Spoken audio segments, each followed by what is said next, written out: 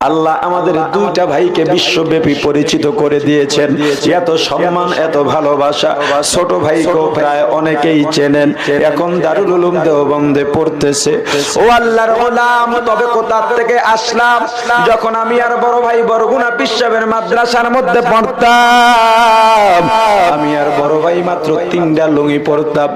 আমার বাবা বড় গরিব ছিলেন, টাকা ছিল না, পয়সা ছিল না, লেখাপড়ার খরচ দিতে পারতেন না।